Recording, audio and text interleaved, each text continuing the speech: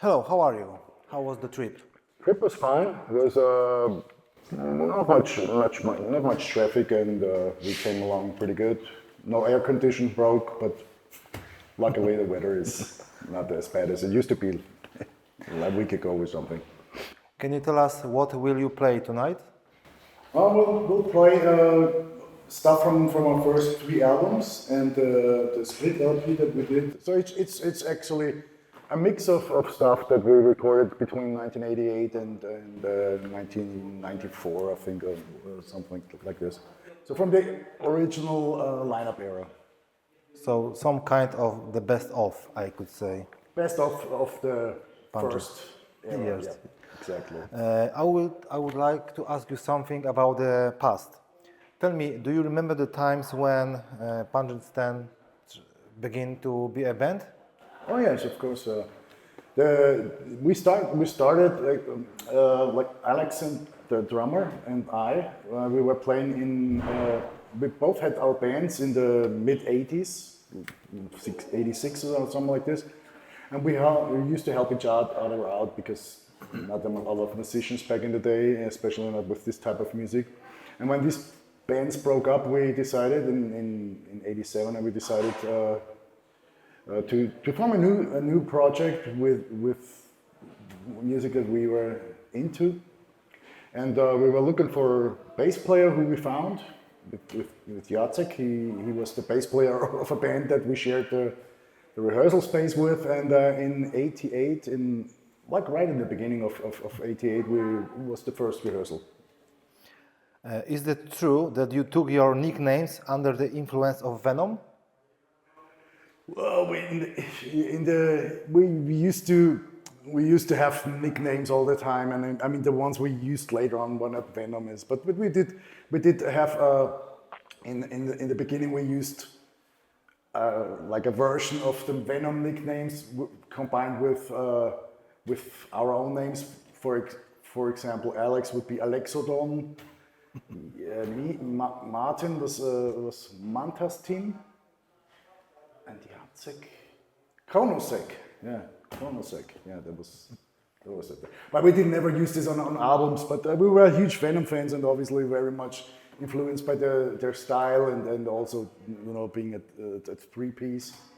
So yeah, and the whole nickname thing we kind of found funny, so we did this. But this which was used on the albums, what did they mean? Oh, we had several ones, but the longest going from me was El Cochino, which means basically just a dirty old man or a pig. Okay. And what was the other? Pitbull Jack. We called him Pitbull Jack because of the growling bass sound tone. Okay. Alex called himself Rector Stench as I don't know what exactly was the idea behind it. Where did the idea for the entire band concept come from? Wow. I mean, the subject of the lyrics, cover arts, album titles, the whole concept. We came with this, you know, we were into the same type of music, you know, variety of music, and we wanted to make a very extreme type of, very punk influenced type of metal band. And the lyrics were also reflecting our sense of humor or something like that. True. And it just grew. There was no concept really, you know. I'm gonna sneeze a couple times because I have a bit of an allergy and I feel it in my nose. So don't. Okay, no problem. On your first two albums, you have very original cover arts. From where did you take these pictures? These pictures are from a photographer named Joel Peter Witkin. He's from San Francisco, or he lives in San Francisco, and we found this. We found an article about him in some I don't know magazine. And I saw this and thought like this is perfect, and I still think this is his stuff. I mean, you have to see all the other stuff he's doing. It's insane. It's really insane. So why you didn't come with the next album with his photo? Oh, that would have been, you know, I like a bit of a change, you know. It gets old when you repeat it, you know. We did it twice, mostly because that picture with the heads was so much over the top, which is not two heads, actually, it's one head split in half, that we had to use this. It was just so iconic, but we didn't want to have like a, you know, this, you know, like a fixed style, like for example, like Cannibal Corpse would have or something like that, you know, or Iron Maiden, you know, this type of. Now this is always the same. Was not never our intention to do. By the way, debut album has two versions of the cover art. Yes. What is the behind this? Oh, that was a label decision. The label was pretty small when we started out, and then they got an American partnership and distribution over there, and they re-released or actually licensed it over there. So it was printed over there. They wanted to use a different cover for. They were scared. You know, it was back in the day when the PMRC and all this censorship in the USA happened, so they were a bit like, it's too extreme, and then they don't say anything, like forbidden or something. So they said, like, let's do different cover, and they also asked us to remix the album, which we did. So they asked us to do a remix, so it is a kind of a special thing for American market, and I think probably also to resell it in Europe as well, you know, and that's why there is a different cover and a different sound, and I think some songs are even re-recorded because the studio didn't have the master tapes anymore, or they reused them. It was all analog tape, you know, so I know. the stuff was used more than once, and then it would delete it. And this photo and the photos on the next albums were made especially for you. No, they were not actually. The EP and the actually the alternate cover from Forgot Your Soul is from the same artist that did the EP, the Dirty Rhymes with the big woman. Breast, yeah. And also the one afterwards, the Gartmondo Bizarre. It's a guy named Stefan Weber. He's the singer of an Austrian. He died a couple years ago from Parkinson's. And he was the singer of a very legendary Austrian band that started in the late 60s and 70s. And they were a bit of, well, let's say, krautrock type, maybe not the krautrock. You know, it was inspired by krautrock, but had very what would you say? There were like a lot of protest lyrics, but done very funny, very over the top. One of the most famous members of this band was Falco. He was the bass player for them before he started his solo career. And Stefan was the singer, and he was also a teacher, an arts teacher at school. So he did these photos and this, you know, this weird colorations style of his.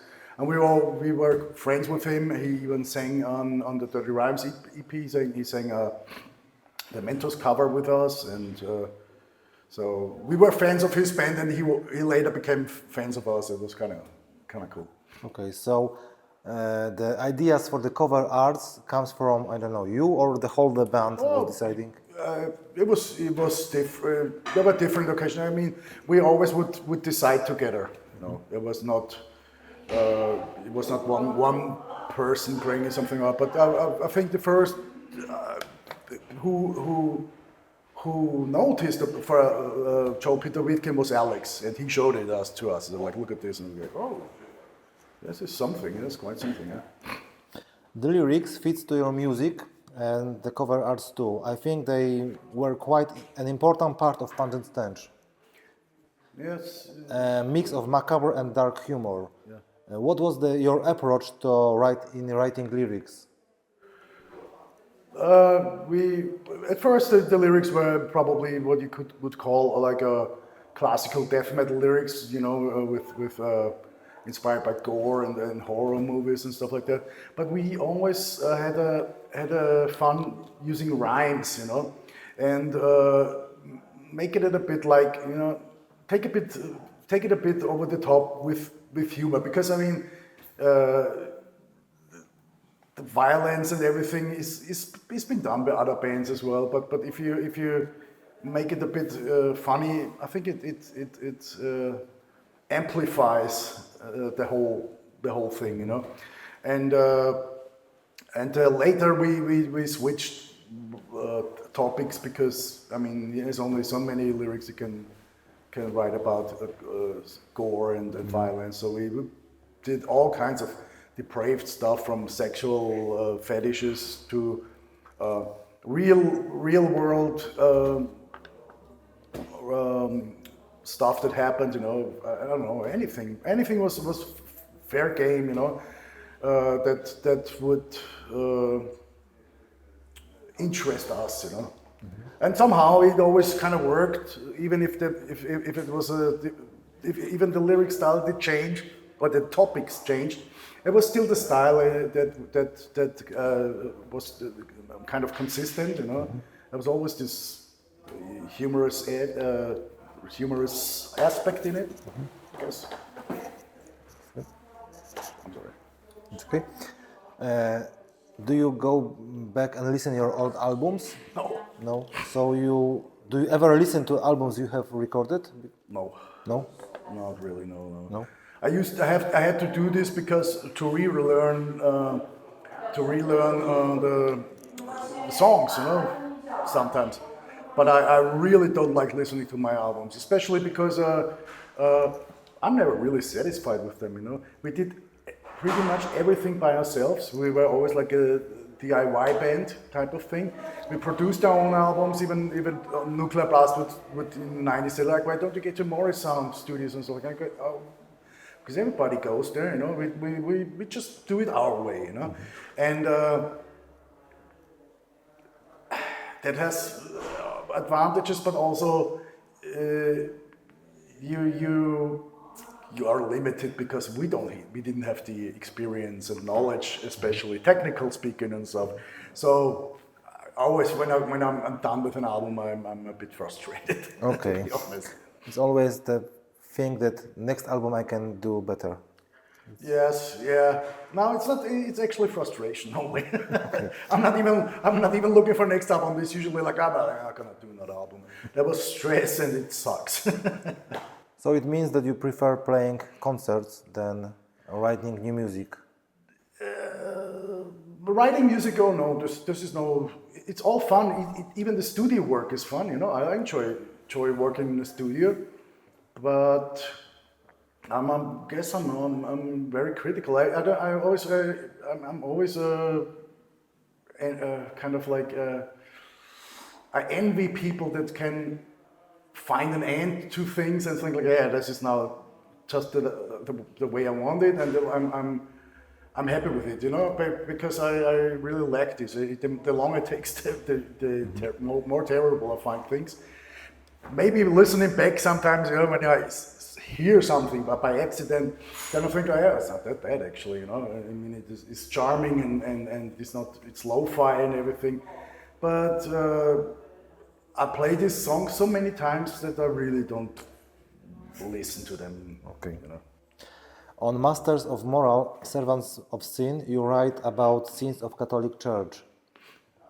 It was something what was not so expected from you, that kind of subject in your lyrics, the cover art, and as you are wearing the priest's clothes, etc. Tell me, do you manage to provoke someone with this album? I think there's nothing really to provoke about, I mean, who would be provoked by this? A pedophile, a pedophile, Yeah. Because even Catholics did not like this. A lot of people, when stuff came out like this, then people were like very offended, not by us or by people that kind of like pointed it out, but they were offended that the church the Catholic Church would cover it up, I mean, there's always black sheep and pedophiles, and I guess working with kids draws them there, But if the institution of the church kind of like tries to cover it up, that's the real crime, and nobody liked that. And I think most Catholic priests don't like this either, And so it wasn't even so much critique of the Catholic Church in general, but of the way stuff was handled, because there is always this. I think there is always this the belief that Catholics are the ones who diddle kids. But the thing is, they are everywhere, the pedophiles, Especially in institutions like this where it's closed down, I'm sure Muslims diddle kids and Jewish guys diddle kids and atheists and teachers, all kinds of stuff. They're everywhere. They go there where the kids are, where the supply is. And it was just at this time there was like a big scandal, because kind of it blew up, in the news, and people were leaving the Catholic Church in droves, and it is in my opinion the most disgusting thing on earth. There's nothing worse than this type of thing, Okay, we can change a little bit subject. As one of the few metal vocalists, you use your vocal abilities quite widely, producing various sounds in your songs, not only singing lyrics. What inspired you to push boundaries as a vocalist? The thing with vocalist, I'm kind of like not a vocalist by choice. It was mostly, we have a band who's singing, Me not. Well, then it's me, So I don't have a real approach of singing. There's actually no back in the day even, like a right training, I think my vocal cords suffered quite a bit, It's getting harder doing this.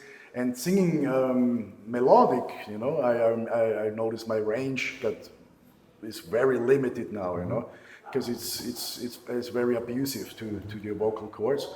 And the thing I always liked was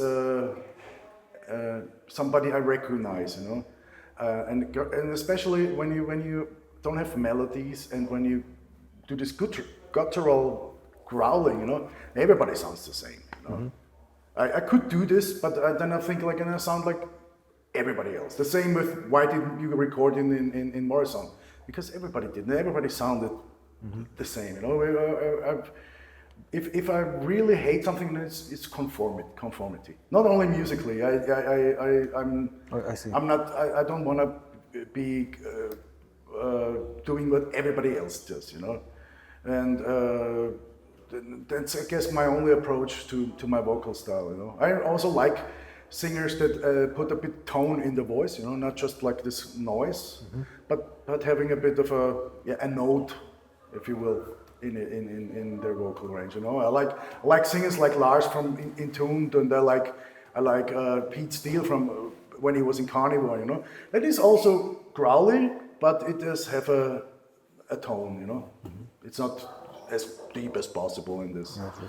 But I mean this idea of these barbs, garglings, etc. Oh, this type of stuff. Oh, okay. Why maybe what inspired you to make that kind of addition to your vocalists, the vocal lines?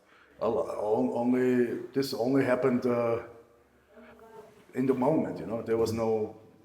Maybe I cannot remember. I think maybe I started sometimes to do trying to do some I don't know, tricks with the vocals, if you will, and that became a bit of a thing. Okay. So we did it more. People seem to find it funny when I go like. And it like fits perfectly to Pungent Stench, I think.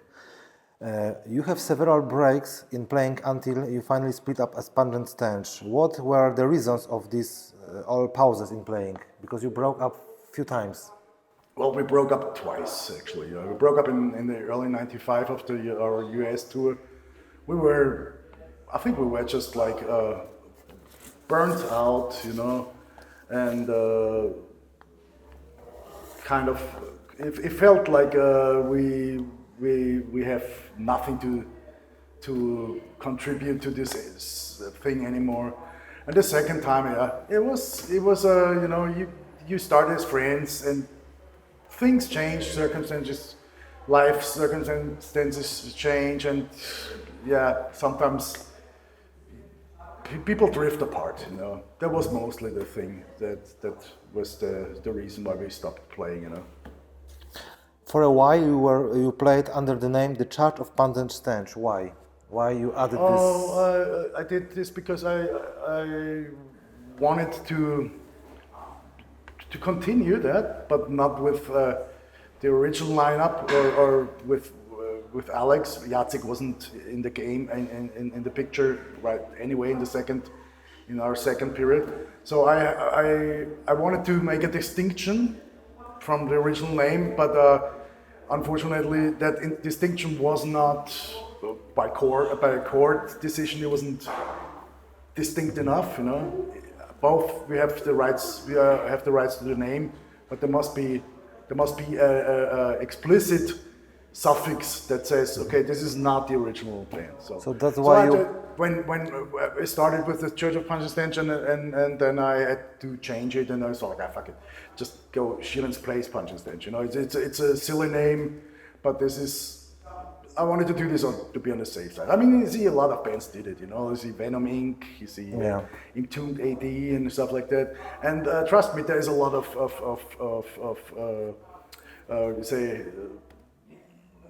things in the background that or where now some are not playing anymore, of course. But there's always a decision by a judge, which should not actually go to court. It should be able to kind of deal it out, but sometimes it isn't. So, why generally you don't play with Alex? What was happened that you split? We just grew apart. Let's see like this. Right. I mean, we have probably both strong egos and ideas, and sometimes things clash and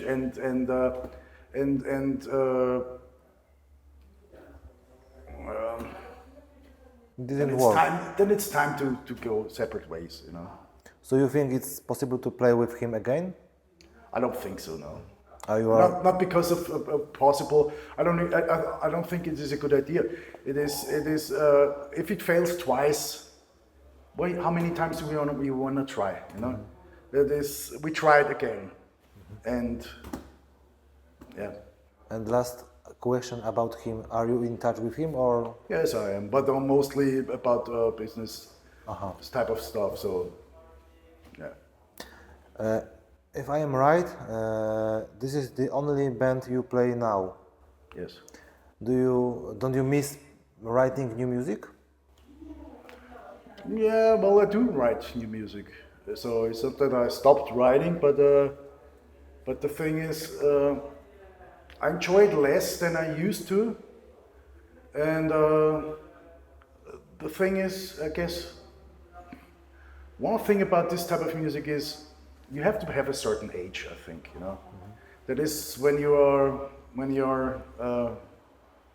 have the thing that is youth, where you just like careless. You don't overthink things, which you do when you get older. Some of the stuff we play songs and I think like this is so primitive and this is so genius, and I couldn't write this type of thing, And sometimes I see bands doing this and kind of copying themselves, And I think it is. You can tell, You can tell, It's like when Black Sabbath released the 13 album and they had the Black Sabbath riff mostly again. It's like, yeah, it sounds like this. It does not have the same spirit, you know. That's what we have to acknowledge. And then, and if you think about it, any bands, you know, even the Rolling Stones and whatnot, they wrote their good stuff in their early days, you know. And when you know you can only, or they say you can only fail, then it's sometimes a bit also, you say, intimidating, you know, writing new stuff, releasing new stuff. I want to actually, but I do want to release a new album, especially now that Jacek is in the band, which makes it, you know, maybe brings back a bit more of the original spirit, you know. Yeah. Even though we're older, we'll see how it will turn out, you know. So tell me, how did you make that Jacek back to the band? Because he disappeared for many years on the stage. Yeah, he was completely out of the loop, and then we were in touch, and especially the last few years, we would meet up and everything, and then I was looking for a bass player actually at the time, and Jacek was in my studio, remember, and he said like, hey, you gotta take me to a concert one day. Just bring me, can I come with you guys? And they said like, you can come to all our concerts, but you have to play bass. And first he was like, but you know, and then he agreed, and I think he's happy he did it, you know. I am definitely, and a lot of people appreciate very much that he's back in the band. 2 of 3 original members. Yes. So you said you think maybe one day you will write something new. What direction of Pungent Stench you would see? I mean, like the first album, like the other, or something different? I think it will be different. I mean, it will have. I think it will have aspects of it, but I will definitely not try Copy to do the first album, because why? I think why? Because people want. They will not. I don't think they will. Yeah, I understand. I'm just joking. Listen to all these bands. Listen to AC/DC. I mean, they haven't done a good album since 1980, you know. And they do their albums. The whole thing is still there, you know. It's the same formula and everything, you know. Same with Slayer and a lot of bands, you know. They cannot touch that anymore, you know. There's something in the old album that is the relentlessness and the you know, the daring. I don't care what happens. We record this, and then later on you say like, oh, let's play safe, you know. And this is, I think, that is the mood killer. Like many bands now plays their all albums as a whole. Yes. And this is the older bands do it now, I think. Oh, we have done this too. This is mostly requests by promoters or something like that. They want some exclusive type of stuff, and we did that too. Sometimes even we did this twice with Obscene Extreme, and then in Japan with the Asakusa Death Fest. That we played a day. We played Forgot Your Soul, and the next day we played Twinkle Buttering. Good for them. Okay, in addition to Pungent Stench, you have played, among others, Hallenton. Yes. I've got 2 questions. One, you needed them playing something totally different than in Pungent Stench? That was the reason why you were playing here? Well, the thing with Hallenton is it started as a kind of experiment mostly. And I've always had like a recording setup at home that grew and grew. But I wanted to utilize also technology that we didn't use in Pungent Stench, mainly sampling and this type of stuff. So I started, I think, pretty much I started out in 94, 95 or something like that. I started writing some stuff. And in 99 or 98 or whatever, a friend of mine he was the singer of Austrian black metal band Summoning, and he's singing also with Abigail. he heard the stuff and he said like, why don't you release this, you know? And I was like, okay, well, why not? Yeah? And then released it.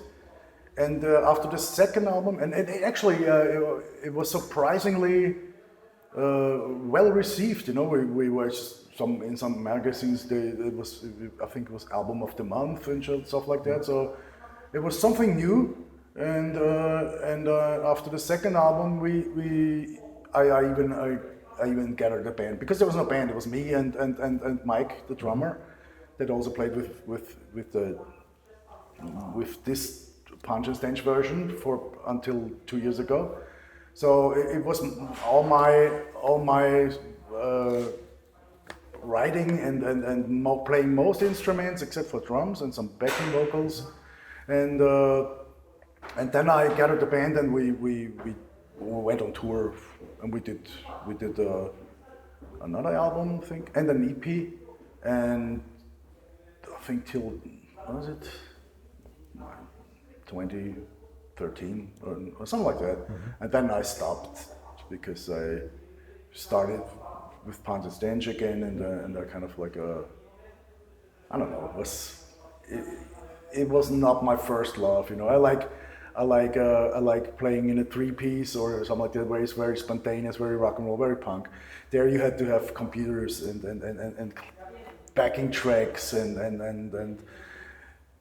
in the end you should have a show, kind of like a bigger show as well. It didn't ever take off so big that we could afford it. I didn't want to invest this type. And then actually I'm not the type of guy to go full Timo Borgir, you know, something like this.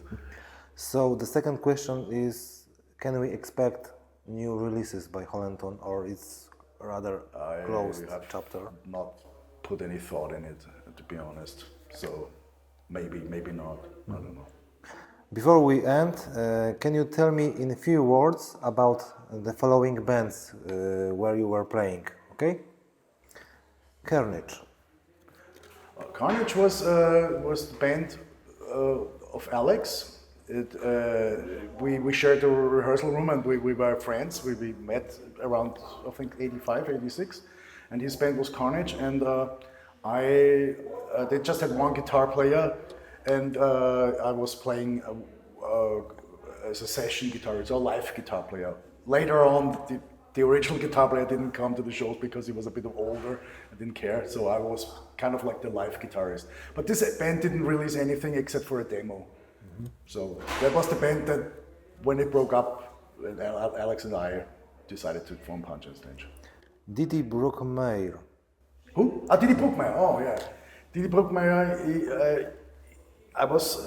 Didi Brookmeyer is the singer of an Austrian band called Fuckhead.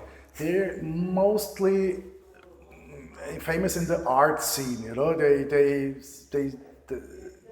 a very weird thing. They started out as a hardcore band, and then they became like kind of an art project. And Didi is the singer. And when Pungent Stench broke up in the 90s, I formed a band, and I asked him to sing, but we didn't release anything. It was very short-lived, mostly because the members kind of like, everybody had other types of things to do. So we did a demo, a very short one, and he used one of the tracks on his solo album. So he's also very involved with a lot of projects. So he's also acting and this type of stuff. And there's one track that is from that project. Mad Breed. That is this one. Okay. I'm not sure did I write it correctly. Krausweg Ost. Kreuzweg Ost. That was a project, and with Silenius, the singer from Summoning and Herbegor. He's a huge fan of power noise and industrial music, and he said he wanted to do I would say, even if it is industrial or something like that, but like an album that is mainly made out of samples from World War II, kind of you know, I don't know, recordings of people, of Tagesschau, but also a lot of Zeitzeugen, you know, witnesses, who've been there at the time, and then we took stuff, and it is a bit of a yeah, it's a mix of what you call this Hörspiel, what is the English word, you know, kind of like a ebook or whatever, you know, and with drum beats and weird noises and stuff like that. I did just one album, and he went on doing, I think, 2 more or something like this, but I wasn't really having enough time to stick with this. Los Tres Hombres. That was a project when we started with Pungent Stench. We had a friend in Vienna who said like he wants to do like a compilation album of Viennese bands, recorded in a small pub right where we rehearsed, and we said like, yeah, we cannot do this because we are on the contract, you know, and then we said like, but what we could do is like play cover versions, you know, and we call ourselves Los Tres Hombres mainly because we covered a lot of CC Top songs, and there is this album Tres Hombres, and this was actually quite successful. A lot of people funny, and we did this through the years, even sometimes on tours, like in Australia, we would play a show and then had a second day with a secret show where we just played covers, and we played not only rock music, we played a lot of pop music and disco stuff, and basically anything that we kind of liked, and that we kind of, you know, we didn't even study the songs really. Yeah, we played them from memory. Wuzem. That was the predecessor of Holentone. And these 2 songs were released on a compilation. I used to have a record label for a short time, and I released a compilation album of Austrian black metal bands, and also released 2 of these tracks, and I didn't have a name. So I kind of, you know, it sounds like Wuzem, you know. So I took Wuzem, and actually Wuzem was a company, a clothing company in Vienna. Mm-hmm. I saw the name on the phone book, and I felt like it sounds like a black metal band, and then that's why I used it. And then when I recorded the whole album, I felt like, the name is too stupid, and I'm gonna call Holentone, which was the name of a little village in Austria, you know. But it means hell, something with hell, yeah? It sounds a bit. It sounds like hell sound a bit. It's not a real translation. Might have the roots in it. I don't know. Mm-hmm. I just liked the sound of the word, and I had to come up with a name because you have to put something on the album. And the last band, Zombie Inc. Zombie Inc. was the project of 2 friends of mine. One Wolfgang Ropa. He's used to be in Third Moon. I don't know. They have a name in the death metal scene, and actually it's like 3 or 4 guys from Austria and Germany who thought like we want to do a zombie themed death metal band. And they asked me if I want to sing, and I said no, because I have a death metal band, and I'm not really that much into starting another death metal band. Right? But they were like, nagging around. So I said like, okay, yes, let's do it, but then record it in my studio. At least I can get some money from the label. And then I said, okay. We did a show, and then I said, okay, if you do this zombie themed thing, it was actually around the time when The Walking Dead kind of like, when the whole zombie craze kind of like started, and I said like, okay, we should be zombies then, you know, we should dress up as zombies, we should have masks, and we should have blood and everything on stage. We did 3 video clips, which were, I think, very, very good, you know, very fun, and kind of like a diary of the band. You know, the first video clip is we are just a regular band going to a concert. We get attacked by zombies, and we did all the special effects ourselves. And second clip was we are already big stars, and then we are going to a whorehouse, celebrating with cocaine and whores. And then again, zombies come, and with this whole thing, we get infected by a zombie baby pissing in a champagne bottle. That is the thing. And then we become zombies. And then we did a third part that we shot in a playground somewhere, and without permission, of course. So people were saying, "What the fuck is going on?" You know. So that was fun, but also members kept leaving, you know, and this would have been a band, you know, for festivals, you know. Wow. Just you bring them on, and people, you don't have to know the material. The material was classical, maybe a bit Swedish-based type of death, nothing special, you know. Not really, in my opinion, not really worth charging. You know, it was a soundtrack for the whole theater, but that kind of also broke up because people move on, you know. Before we finish, I wanted to ask you about the Pungent Stench catalog. It's hard to buy your albums. Do you think it's possible to make some reissues? There will be reissues, yeah. We have now I can tell actually, because we are signing the deal. We're signing with Hammerhead Records. Mm-hmm. Hammerhead, yeah. Hammerhead. Sorry. Hammerhead Records, and they will next year they will reissue all the albums, and should be available then everywhere. I don't have a whole plan what album will come out, because the last reissues were from an English company, but the contracts ran out. Also, it's a bit, since Brexit, it is a bit of a drag, you know, ordering from them, kind of expensive, and so from next year there should be one album after the other will be re-released, and also a different, hopefully even more attractive packaging, different bonus tracks, and we'll see what else we can find in the archives. Okay, thank you for your time, and last words belongs to you.